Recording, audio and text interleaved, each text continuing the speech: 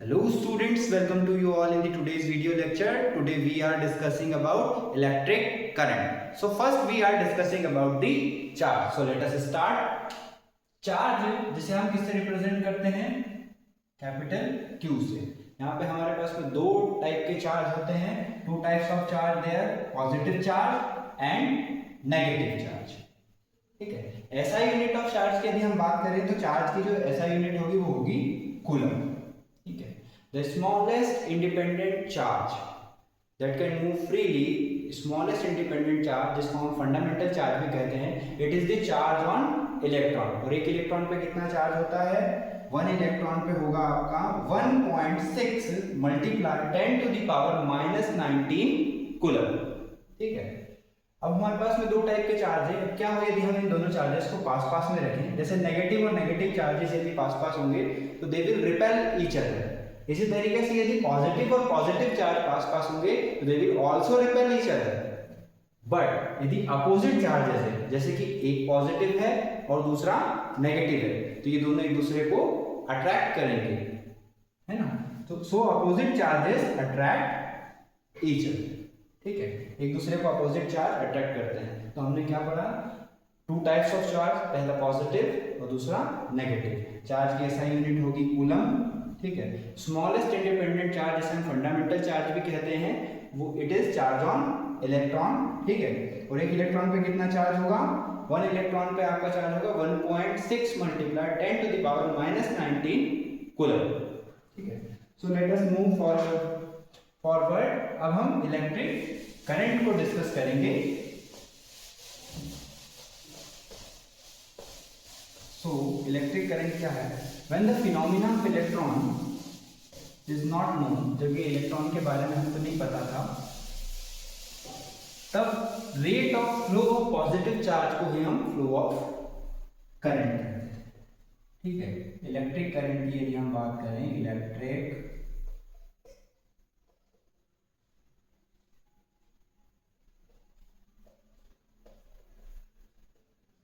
Current की यदि बात करें, इसे हम रिप्रेजेंट करेंगे कैपिटल आई से, शो करेंगे. ठीक है. तो करंट होता है आपका रेट ऑफ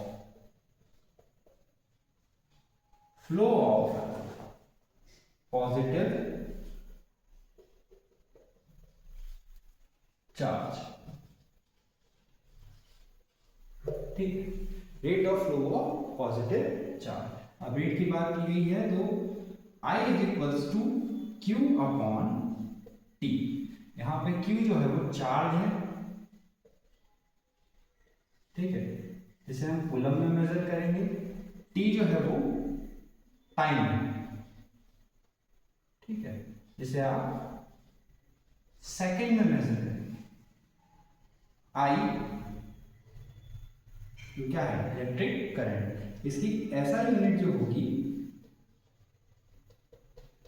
एसआई यूनिट होगी इसकी एम्पियर.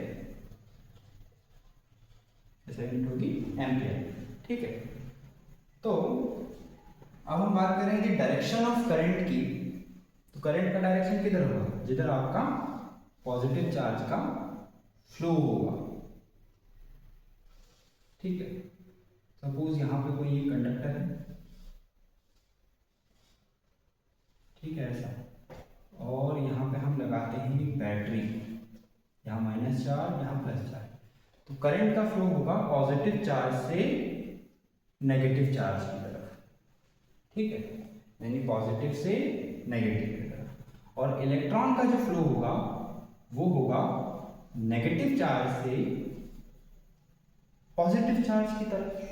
ठीक है. तो हम कह सकते हैं डायरेक्शन ऑफ करंट जो होगा,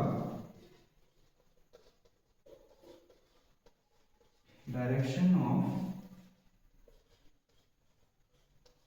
करंट जो होगा वो होगा opposite to the flow of electron. ठीक है. यानी जो करंट का फ्लो होगा वो किधर होगा? Opposite to the flow of electron. ठीक है। यहाँ पे हमने सेल से जो है वो करंट को फ्लो करवाया। अब यदि हमें करंट को मेजर करना है कि किसी भी कंडक्टर के थ्रू कितना करंट फ्लो कर रहा है, ठीक है, तो इसका मेजरिंग इंस्ट्रूमेंट क्या होगा? मेजरिंग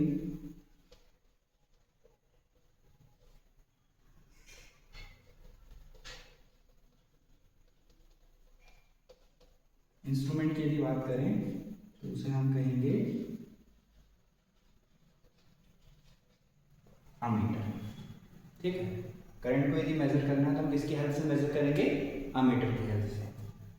और ये हमेशा जो है किसी भी सर्किट में ये आपका सीरीज में कनेक्ट होता है। ठीक है, इट इज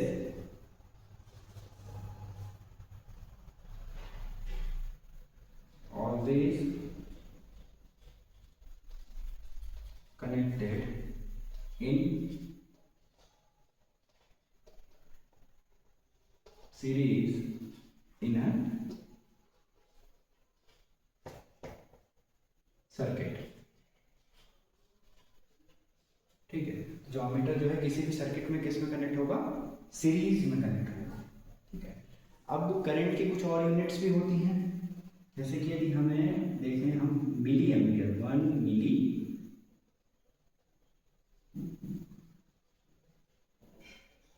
एम्पियर, तो 1 मिली एम्पियर आपका होता है 10 टू द पावर -3 एम्पियर के इक्वल। और दूसरा होता है माइक्रो एम्पियर, यानी 1 माइक्रो एम्पियर। यहाँ पे ये जो साइन है यू जैसा, इसे हम माइक्रो पढ़ते हैं। 1 माइक्रो एम्पियर ये कितना होगा? 10 to the power -6 ampere.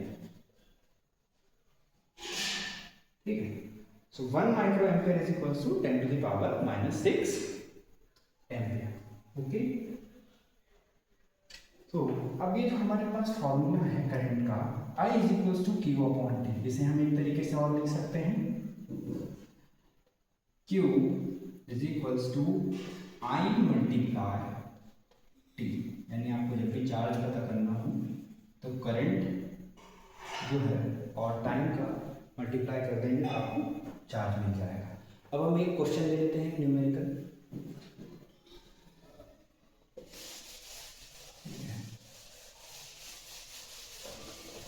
Question है, a power source can supply 500 coulomb charge if a device can draw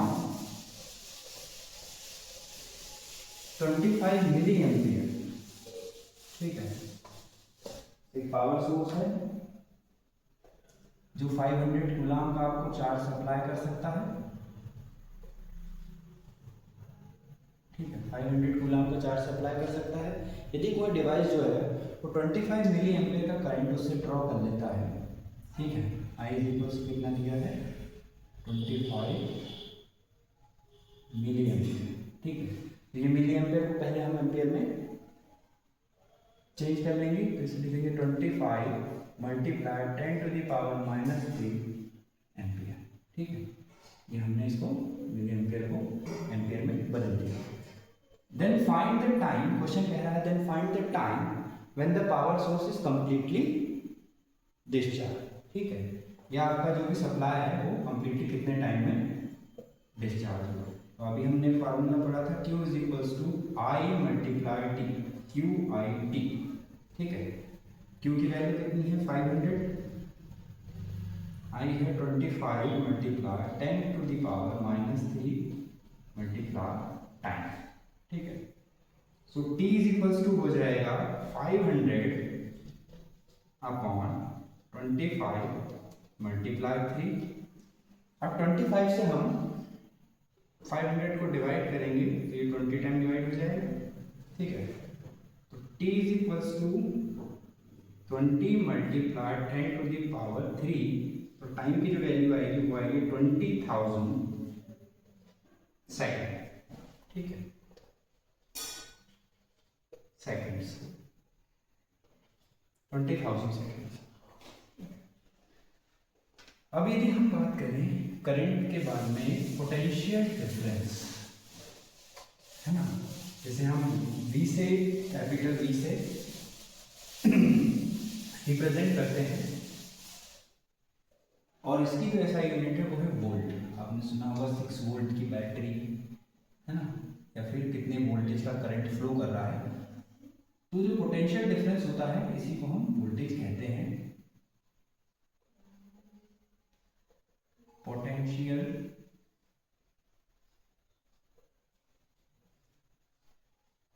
difference.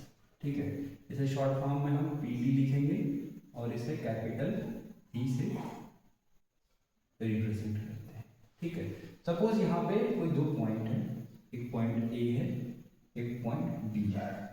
ठीक है, अब पॉइंट ए से पॉइंट बी तक एक चार्ज को यदि हम मूव करवाते हैं, ठीक है, ये चार्ज को हम यहाँ से ऐसे मूव करवा के कहाँ ले जाएंगे, पॉइंट बी तक, और जो चार्ज है वो 1 कूलम का चार्ज है, 1 coulomb of charge is moving from point A to B. ठीक है, 1 कूलम का चार्ज है, पॉइंट ए से बी तक हमको मूव करवाना है, तो इस चार्ज को यहाँ से लेकर के बी तक मूव करवाने में जो वर्क हम करेंगे इसी को कहते हैं पोटेंशियल डिफरेंस। ठीक है, तो डेफिनेशन होगी द अमाउंट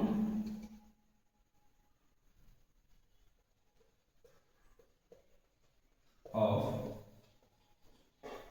वर्क डन। ठीक है, the amount of work done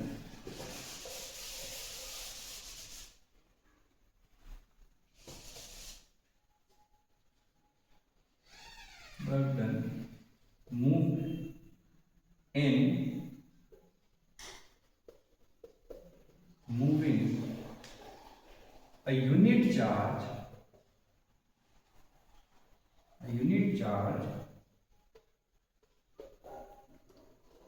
from a point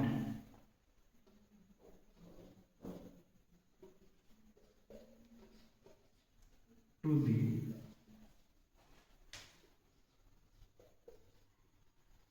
other, it is potential difference.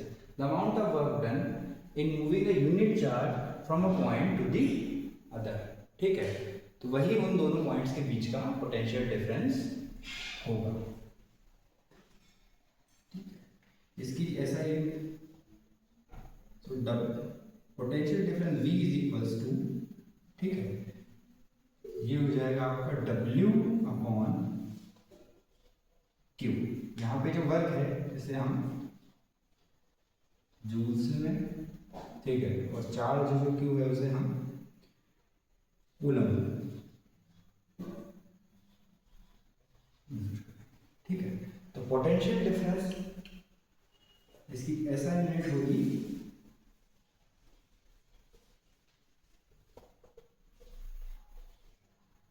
Volt, इसे हम V से लिखेंगे, या ठीक है, जो कि है जूल कूलम, जूल पर कूलम। ठीक है, ये सही यूनिट होगी। अब इस किन्हीं दो पॉइंट्स के बीच में आपको पोटेंशियल डिफरेंस जो है वो मेजर करना है कि कितना पोटेंशियल डिफरेंस है। तो मेजरिंग डिवाइसेस के लिए होगा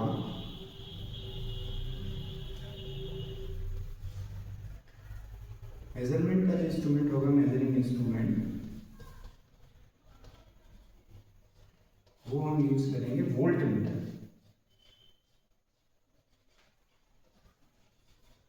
ठीक है, वोल्ट मीटर का यूज करेंगे, और ये जो है हमेशा it is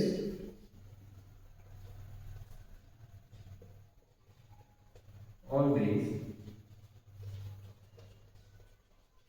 connected in parallel in a circuit। ये किसी भी सर्किट में जो है वो पैरेलली कनेक्ट होता है हमेशा। ठीक है, अब इस फॉर्मूले को हम एक और तरीके से लिख सकते हैं, W is equals to V multiply Q। ठीक है, इसको हम इस तरीके से लिख सकते हैं। ठीक है, अब एक क्वेश्चन देख लेते हैं। पोटेंशियल डिफरेंस पे। ठीक, so the question is find the work done by a cell when 20 coulomb of charge moved through a potential difference of 3 volt, यानी कि 20 कूलम्ब का चार्ज 3 वोल्ट के पोटेंशियल डिफरेंस से मूव किया जा रहा है। तो हमें सेल के द्वारा जो वर्क डन है वो फाइंड करना है। तो चार्ज क्यू कितना दिया है आपको, Q is equals to 20 coulomb. ठीक है, वोल्ट जो दिया है, पोटेंशियल डिफरेंस जो दिया है 3 वोल्ट, एंड W आपको वर्क डन जो है वो फाइंड करना है। तो हमारे पास में फॉर्मूला क्या था, W is equals to V multiply Q। तो वर्क डन आ जाएगा, work done is equals to 3 multiply 20, it is 60 joule. ठीक है, जो वर्क डन आया वो कितना आया, 60 जूल्स। नाउ यदि हम बात करें कि करंट फ्लो क्यों होता है, व्हाई करंट फ्लोज। ठीक है, तो करंट जो है वो फ्लो क्यों हो रहा है,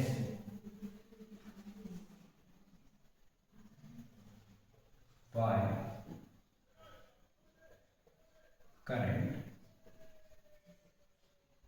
फ्लोज। ठीक है, यहाँ पे यदि हम देखें तो मैं एक सर्किट ड्रॉ कर रहा हूँ। ये जो सिंबल है वो एक सेल का सिंबल है। ठीक है, और ये कोई एक कंडक्टर है।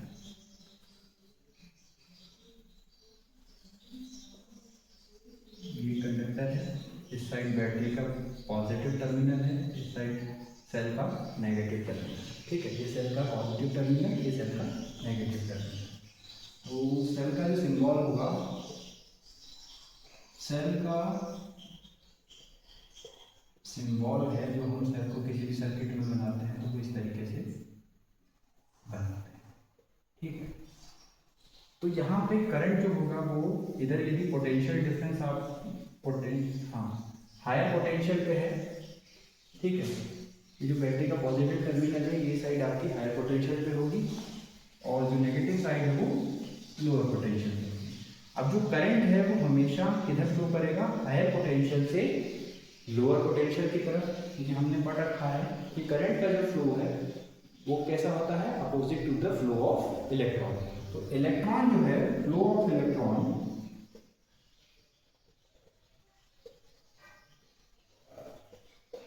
जो रहता है वो हमेशा लोअर पोटेंशियल टू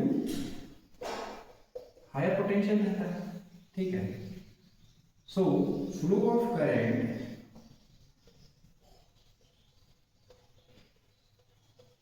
कैसा होगा, higher potential to lower potential, यानी कि इधर साइड से करंट फ्लो करेगा और यहाँ से इलेक्ट्रॉन ऐसा फ्लो करता हुआ आएगा और लोअर पोटेंशियल से हायर पोटेंशियल की तरफ ऐसा फ्लो करेगा। ठीक है, that's why the current flows. Current हमेशा कहाँ फ्लो करेगा, हायर पोटेंशियल से लोअर पोटेंशियल की तरफ। जब पोटेंशियल डिफरेंस नहीं होगा तो करंट फ्लो नहीं करेगा। There is the always need of potential difference for the flow of current. दो पॉइंट होने चाहिए, दोनों के बीच में कुछ पोटेंशियल का डिफरेंस होना चाहिए। ठीक है, अगला हम बात करें कि कोई भी यदि आपका चीज फ्लो कर रही है, ठीक है, जैसे करंट जो है वो किसी भी कंडक्टर के अंदर फ्लो करता है, तो there may be kind of obstacles जो उसके फ्लो को अपोज करते होंगे। ठीक है, जैसे सड़क पे गड्ढे होते हैं जो हमारे फ्लो को, हम जब चलते हैं तो हमको क्या करते हैं, दिक्कत होती है चलने में ना। ये सड़क स्मूथ है तो अच्छे से चलेंगे और यदि कोई गड्ढे वगैरह है तो प्रॉब्लम होगी। इसी तरीके से रेजिस्टेंस जो है, रेजिस्टेंस इसे हम कैपिटल आर से डिनोट करते हैं। ठीक है, it is the property of a conductor. क्या है रेजिस्टेंस, क्या है, it is a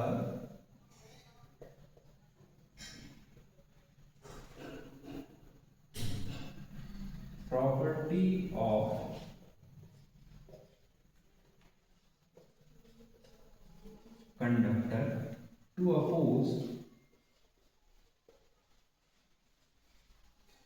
the flow of current.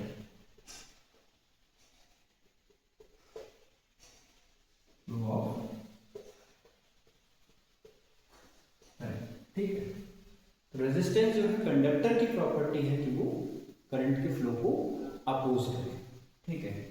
अब हम देख लेते हैं कि कौन कौन से ऐसे फैक्टर हैं जिस पर किसी भी कंडक्टर का रेजिस्टेंस डिपेंड करता है। Factors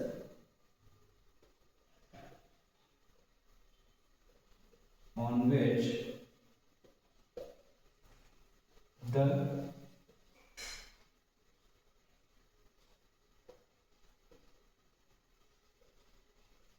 resistance of a conductor depends, ठीक है। वैसे कौन कौन से फैक्टर हैं जिस पर किसी कंडक्टर का रेजिस्टेंस डिपेंड कर सकता है। तो फर्स्ट ऑफ ऑल जो सबसे पहला है वो है आपके पास में लेंथ, ठीक है। दूसरा एरिया, ठीक है।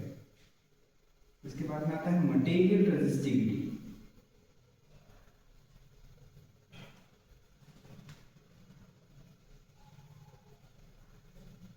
मटेरियल रेजिस्टिविटी, ठीक है।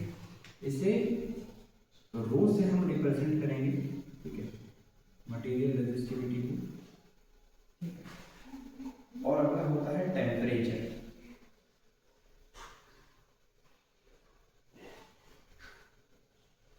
ठीक है। तो किसी भी मटेरियल का जो रेजिस्टेंस होता है उसकी लेंथ के डायरेक्टली प्रोपोर्शनल होता है, ठीक है। रेजिस्टेंस जो है एरिया के इन्वर्सली प्रोपोर्शनल होता है, ठीक है। डायरेक्टली प्रोपोर्शनल होने का मतलब ये है कि जितनी लेंथ बढ़ेगी उतना रेजिस्टेंस जो है वो बढ़ेगा।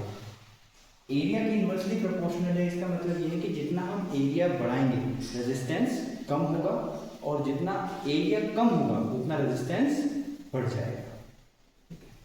मटेरियल रेजिस्टिविटी की बात करें तो it is the property of material. जैसे कॉपर में यदि हम करंट को फ्लो करवा रहे हैं, ठीक है, तो उसकी रेजिस्टिविटी अलग होगी। ग्लास में करंट यदि फ्लो करता है तो रेजिस्टिविटी अलग होगी, ठीक है। एल्यूमिनियम में फ्लो करता है तो अलग होगी। तो हर एक मटेरियल की अपनी प्रॉपर्टी होती है, अपनी रेजिस्टिविटी होती है, इसके अकॉर्डिंग उसमें करंट फ्लो करता है या नहीं करता है, ठीक है। अब टेम्परेचर की यदि बात करें तो टेम्परेचर यदि हम बढ़ाएं, ठीक है, टेम्परेचर यदि बढ़ेगा तो मेटल्स में रेजिस्टेंस जो है वो बढ़ेगा, ठीक है। अलॉय में भी रेजिस्टेंस बढ़ेगा, मेटल अलॉय जो होंगे अलॉय में भी रेजिस्टेंस जो क्या होगा बढ़ जाएगा टेम्परेचर बढ़ाने में, ठीक है। और सेमीकंडक्टर्स में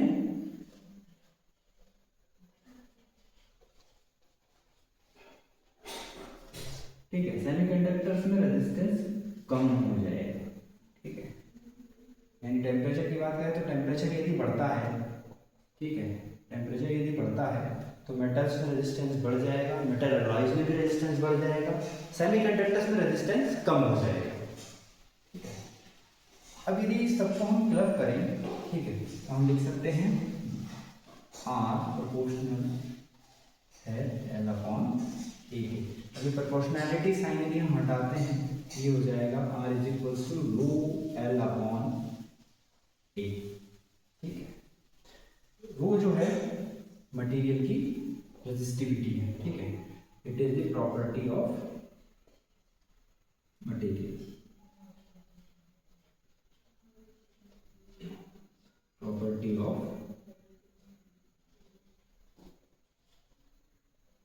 मटेरियल है, ठीक है।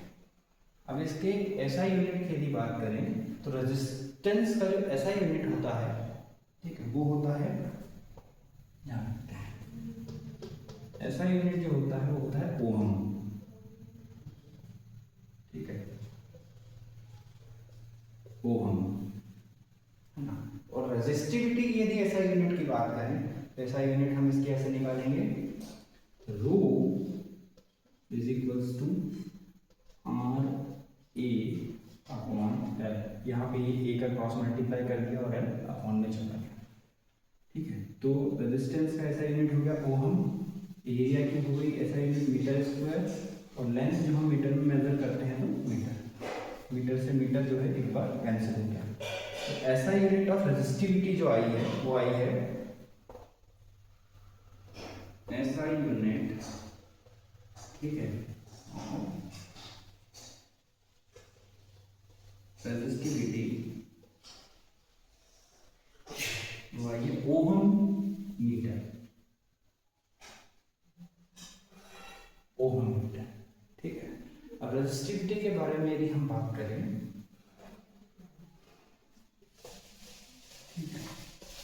रेजिस्टिविटी के यदि बारे में हम बात करें तो किसी भी मटेरियल की रेजिस्टिविटी जितनी ज़्यादा होगी उतना वो फ्लो ऑफ करंट को क्या करेगा, अपोज करेगा। Like copper, sorry like glass है ना, जैसे ग्लास होगा या कोई भी इंसुलेटर मटेरियल होगा, ठीक है, जैसे प्लास्टिक हो गया है ना, वुड हो गया, तो इनकी रेजिस्टिविटी कैसी होती है, हाई रेजिस्टिविटी होती है।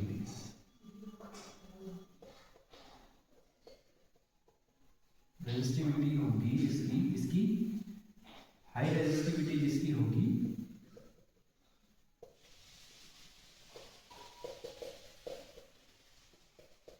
रेजिस्टिविटी यदि हाई होगी तो वो क्या करेगा, करंट के फ्लो को अपोज करेगा या फ्लो ही नहीं होगा करंट। ठीक है, लाइक हो गया ग्लास हो गया, ठीक है, कोई भी इंसुलेटर मटेरियल हो गया जैसे प्लास्टिक या वुड, ठीक है,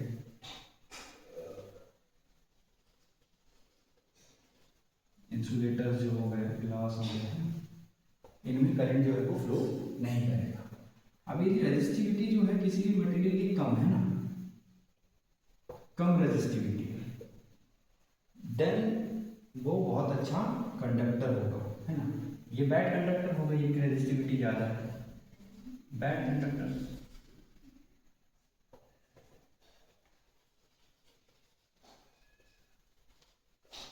ठीक है, बैड कंडक्टर होगा, इनकी रेजिस्टिविटी ज़्यादा है। अब यदि रेजिस्टिविटी कम होगी उस कंडीशन में हम देखें कि वो गुड कंडक्टर होंगे, जैसे कॉपर एंड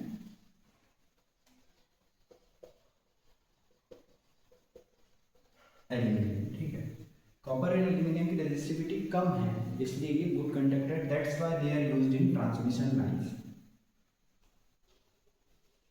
ठीक है, यूज्ड इन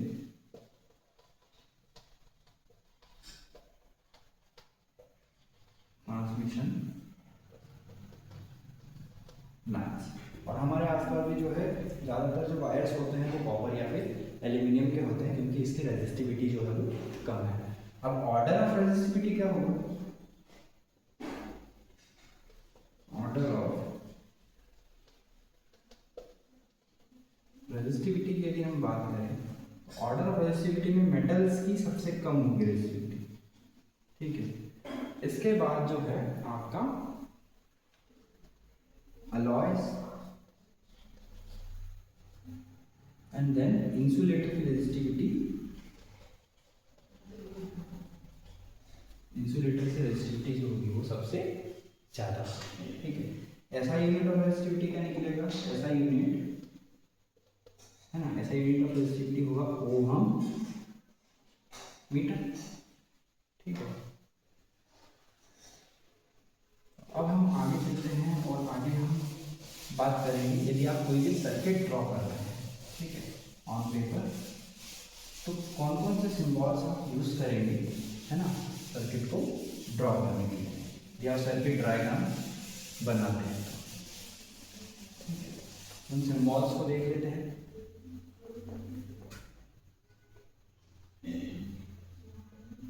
सर्किट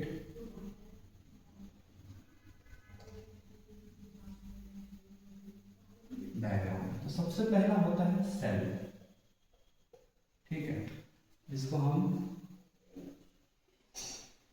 इस तरीके से बॉल से शो करेंगे। दूसरा होता है आपका बैटरी। ठीक है, बैटरी या फिर कॉम्बिनेशन ऑफ सेल, बैटरी होगा या फिर क्या होगा, कॉम्बिनेशंस ऑफ सेल और कॉम्बिनेशन ऑफ सेल्स। ठीक है, इस कंडीशन में आप जब हमें एक से ज्यादा सेल्स बना रहे हैं तो एक सेल के नेगेटिव को दूसरे सेल के पॉजिटिव से हमको कनेक्ट करना है। ये हो गया आपका combination of cell. Third number पे हम आते हैं, जब वायर्स की बात करें तो वायर जॉइंट को जो है आप कैसे रिप्रेजेंट करिए, वायर जॉइंट। ठीक है, ये हो गया वायर जॉइंट। एक वायर है जिसका हमने जॉइंट कर दिया है यहाँ पे। ठीक है, ऐसे। एंड अगला हो गया वायर क्रॉसिंग।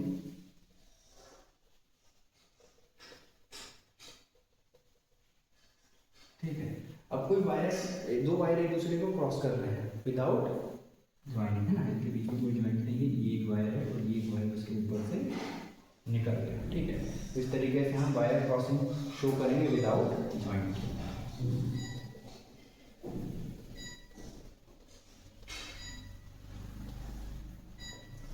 देन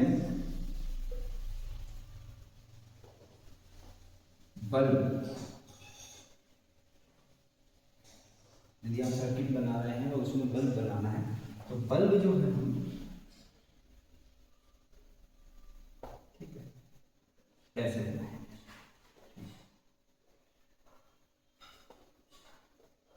बल्ब का रेजिस्टेंस,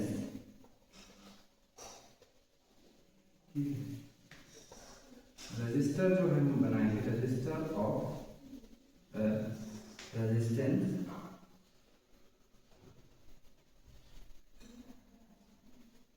ठीक है, एक रजिस्टर बनाना है जिसका रेजिस्टेंस कितना हो, आर हो।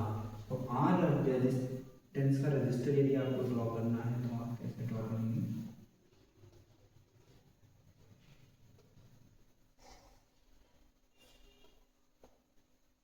इस तरीके से। ठीक है, वेरिएबल रेजिस्टेंस यदि बनाना है ना, जिसमें हम रेजिस्टेंस को कम या ज़्यादा कर सकें।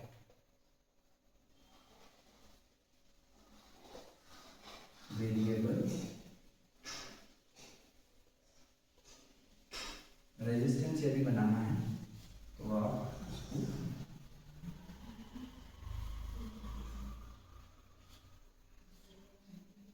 इस तरीके से, या फिर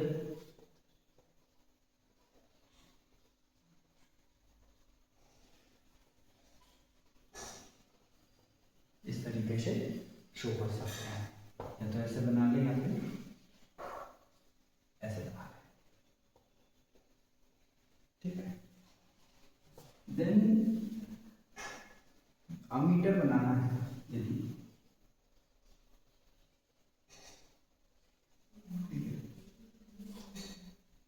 अमीटर को हम ऐसे बनाएंगे। ठीक है, और यदि वोल्ट मीटर बनाना है,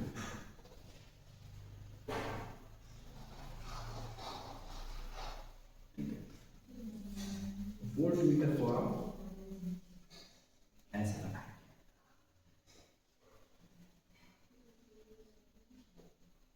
बैटरी हो गई, वायर जॉइंट हो गया, बल्ब हो गया, रेजिस्टेंस हो गया। ठीक है, क्या बच रहा है, मीटर, वोल्टमीटर।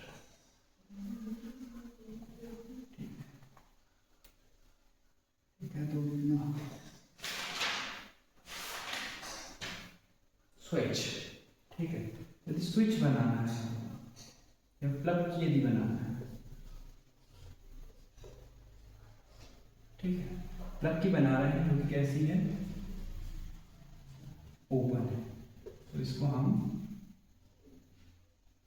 ऐसे बनाएंगे, है ना, प्लग की जो अभी ओपन है। दूसरा, यदि आपको प्लग की बनाना है, ठीक है, जो कि क्लोज्ड है, तो आप उसको इस तरीके से बनाएंगे। So these are all the symbols that are used in electrical circuit. ठीक है, एक इलेक्ट्रिकल सर्किट में जो भी सिंबल्स अभी यूज होते हैं वो ये वाले आपके हैं। ठीक है, नाउ यदि मैं कॉम्बिनेशन ऑफ रेजिस्टेंस की बात करूँ, ये दो या दो से ज़्यादा रेजिस्टेंस जो है वो कॉम्बिनेशंस भी यदि आपको यूज़ करने हैं तो कैसे यूज़ करेंगे हम लोग, ठीक है। और ओहम्स लॉ, दो चीज़ें हमारे पास में अभी हमको डिस्कस करना है, दैट आफ्टर देन मूव, ठीक है। तो combination of resistance, ohm's law, ठीक है, ये सभी हम अगले वीडियो में पढ़ेंगे। Thank you.